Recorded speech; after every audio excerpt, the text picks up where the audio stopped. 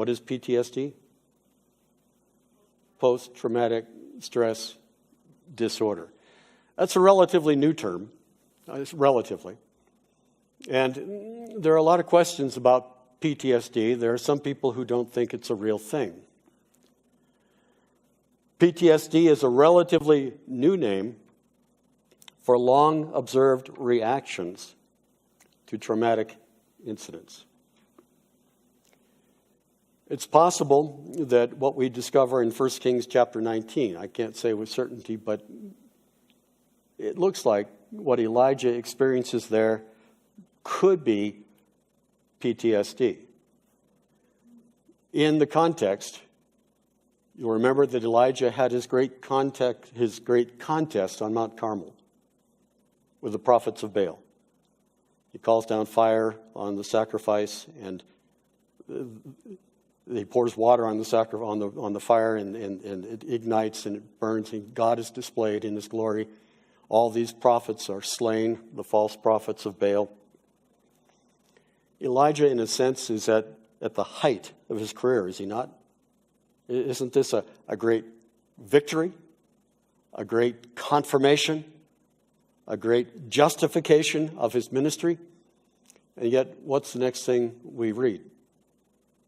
He gets word that Jezebel is out to get him. And what does he do? After that contest, 450 prophets of Baal, does he confront Jezebel in the fear of the Lord? No. He fears Jezebel. And he runs. And he runs out to the desert. And out in the desert, God confronts him. And do you remember what Elijah says to God? I'm the only one left, and they're trying to kill me. His reactions have some of the characteristics of PTSD, and so I think this may be the first recorded instance of PTSD. We find those traits and qualities in Homer's Iliad and Odyssey, where he describes the responses of men following combat and the impact on their lives. We can see it in Shakespeare, in Henry IV. I don't know if we have any Shakespeare scholars. I'm not a great Shakespeare scholar, but in Hotspur's odd behavior. Do you remember Hotspur comes back? Maybe you don't, but Hotspur comes back from the battlefield, and his wife has concerns. Actually, she has complaints. She complains that he has no interest in her. There's no romantic interest. There's no sexual interest. She complains that he has no appetite. He's not interested in eating. He's not sleeping well. And he is easily startled, even when he is alone. There's nobody around, and he'll be startled. And these are peculiar behaviors in her mind. We didn't have a label for it, but these are described. Dickens, in The Tale of Two Cities, described a doctor who is a broken man after spending 18 years in prison in the Bastille, and how he cowers in the corner, and the effects of that brutal treatment on him in terms of his life reactions now that he is out. In the Civil War, the American Civil War, what we call PTSD today was called soldier's heart or irritable heart.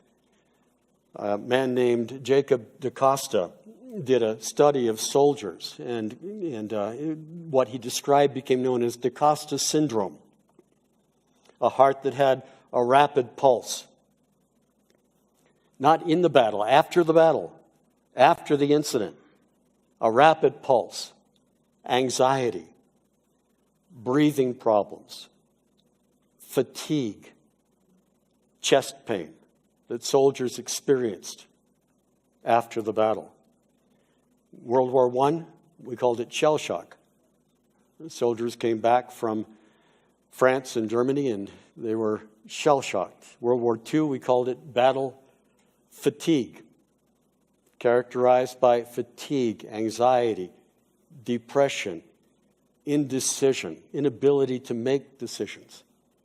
And then since Vietnam, it's been called PTSS, post-traumatic stress syndrome, and then more commonly PTSD, post-traumatic stress disorder. Since Vietnam, the application has been expanded to include first responders, police, fire, medics who are exposed to trauma. That's what their job is, in essence, to respond to traumas. And so it may not be their trauma, but they are secondary trauma recipients. They are exposed to the sights, the sounds, the smells, the textures, all of that, as well as seeing the trauma that is effected in other people. And they take that on themselves. And now it's recognized that PTSD can apply to anyone who experiences a critical incident or traumatic event. It doesn't have to be on the battlefield. It doesn't have to be in the professional realm.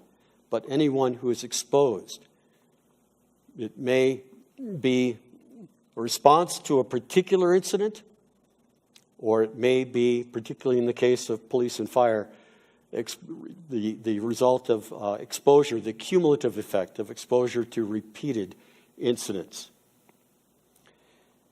The DSM-5, the Diagnostic and Statistical Manual of Mental Disorders, published by the American Psychiatric Association, publishes a list of criteria to establish a PTSD diagnosis. Now, I like to distinguish between diagnostic psychiatry and prescriptive psychiatry. Others make a little bit different different separations. But I think that observing behaviors and seeing what behaviors tend to go together and what seems to be the cause and what is helpful in dealing with those behaviors, that's a good thing. When it comes to the counseling aspect and prescriptive behaviors, I have a great deal of difference. So I would move away from psychiatry at that point. But the diagnostic aspect, I think, is valuable and can be useful to us. This is a little technical, but to establish a diagnosis of PTSD, there are a lot of people who say, I have PTSD, but they've never been officially diagnosed with it.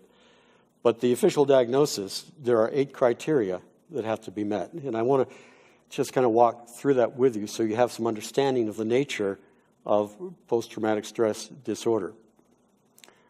The first criteria is the stressor. The person was exposed to death, threatened death, actual or threatened serious injury, or actual or threatened sexual violence as follows. Direct exposure,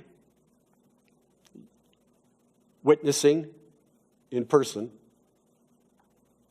indirectly, by learning that a close relative or close friend was exposed to trauma. If the event involved actual or threatened death, it must have been violent or accidental. And repeated or extreme exposure to aversive details of the events, usually in the course of professional duties, for example, first responders. What that's saying is you have to have been exposed personally to death, imminent death, the threat of death. You were there, you were part of that, or you witnessed it. You saw it happen to somebody else. Or even that you heard someone that you love very much has been affected by such an event. So it involves death, something involving death or serious injury. Second criterion B, intrusion symptoms. The traumatic event is persistently re-experienced in the following ways. This is not simply the traumatic event is remembered. It is re-experienced in the following ways. It intrudes into your life in the following ways: recurrent, involuntary, and intrusive memories. Now, we all have memories that we can bring up, right? We've all gone through events. We've all gone through illnesses. We've all gone through accidents. We've cut ourselves. We've hurt ourselves. We saw something. And if we need to, if we want to, we can bring up that memory. This is not that. This is involuntarily, the memory comes in. It intrudes into your life and takes over your thought field. Traumatic nightmares. Dissociative reactions, that is flashbacks, which may occur on a continuum from brief episodes to complete loss of consciousness. People can pass out in that intrusive re-experiencing. Intense or prolonged distress after exposure to traumatic reminders. Being exposed to something that reminds me of this event can bring it right back. Marked physiologic reactivity after exposure to trauma-related stimuli. That is, you have that dump all over again. There are physiological things that take place in your body. It's not just bringing up a memory. You're actually experiencing those same feelings. Maybe the perspiration on the brow, maybe the anxiety, maybe the increased heart rate comes back. Criterion C, avoidance. The persistent, effortful avoidance of distressing trauma-related stimuli after the event. This is going out of your way to avoid it. Avoiding trauma-related thoughts or feelings or trauma-related external reminders. I don't want to be around certain people. We talk about the band of brothers, people who serve together in the military and how tight they are. But sometimes when they come back from the field, some of the guys don't want to hang out with their unit anymore. They get out of the military and they don't want to be part of the get-togethers, because getting together reminds them of the trauma that they've experienced. So they avoid the people. They avoid the places. They avoid conversations about what they've experienced. They avoid activities that might remind them of what they've experienced. They avoid objects or situations.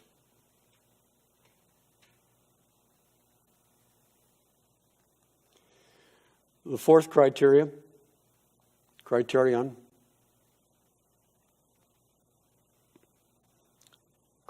D, is negative alterations in cognitions or thoughts and mood.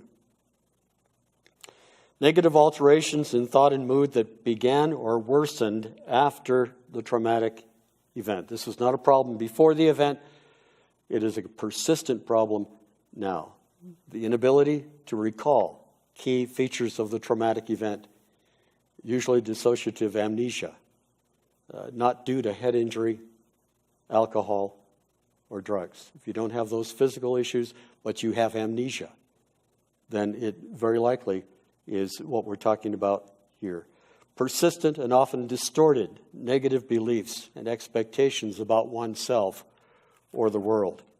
And persistent, distorted blame of oneself or others for causing the traumatic event or for the resulting consequences.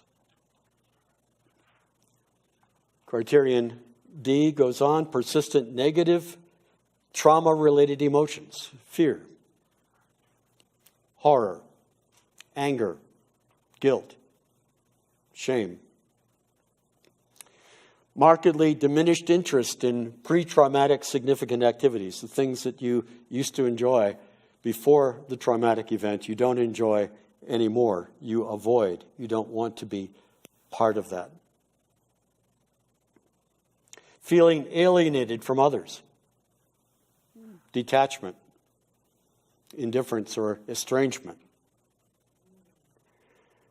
Constricted affect, the persistent inability to experience positive emotions. People will say they don't know how to love. They don't know how to be happy. They don't know how to be thankful. They don't know how to rejoice. And you could bring all the scriptures to bear. Rejoice always. Again, I say rejoice. It doesn't mean anything to them because it's empty. They don't have that capacity at this time. Criterion E, alterations in arousal and reactivity. Trauma-related alterations in arousal, that is in your vigilance, and reactivity that began or worsened after the traumatic event. Maybe irritable or aggressive behavior. It manifests in self-destructive or reckless behavior. What does that lead to? Or what can that lead to? Suicide, okay, self-destructive, reckless behavior, not taking due regard to safety, driving way over the speed limit, weaving in and out, erratic kinds of behaviors that can cause real damage and even death. Hypervigilance. I'm aware, I am on guard. I don't trust anyone, I don't trust anything.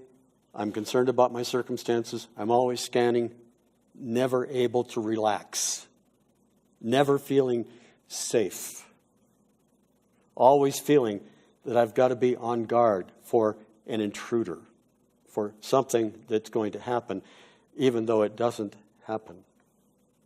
Exaggerated startle response. This is a guy that hears a car backfire, and what's he do? Dive for the ground. Why? Because that's his training. It sounds like a gunshot. Hits the ground. Involuntarily. It's just a reaction. Problems in concentration. If you're constantly in a state of anxiety and fear, you can't concentrate, right? You can't concentrate. If you can't concentrate, you don't get anything done. If you don't get anything done, what happens on the job? You get fired. And so you find people that are all of a sudden, they've been stable workers, but now this event has happened, and in their reaction to that event, they can't do their job. They can't keep a job because they're not reliable. They can't focus. They're into the job, and then they're vigilant.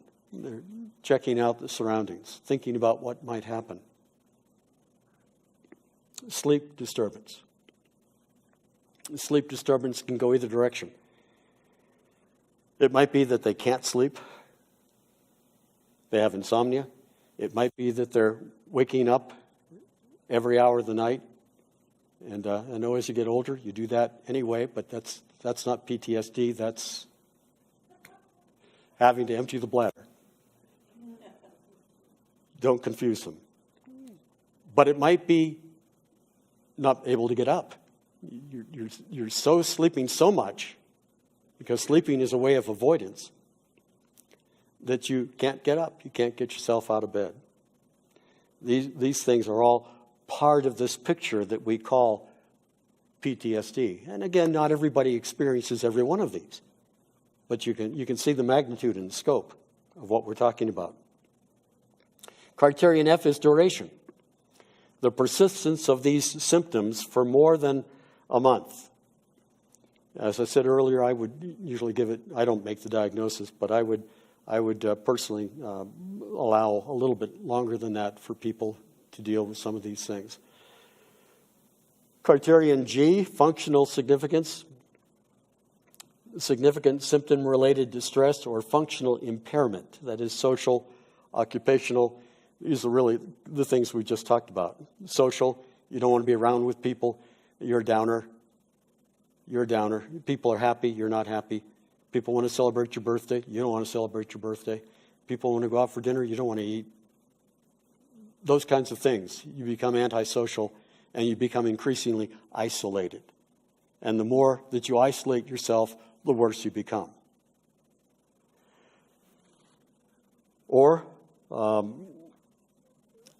antisocial or occupational. You can't do your job well. You can't keep a job, so you're continually changing. And of course, in this culture, at some point, you give up. You can't keep a job, so you don't try to get a job. And that's why so many people end up out on the street with PTSD, because they can't keep a job and they can't get a job.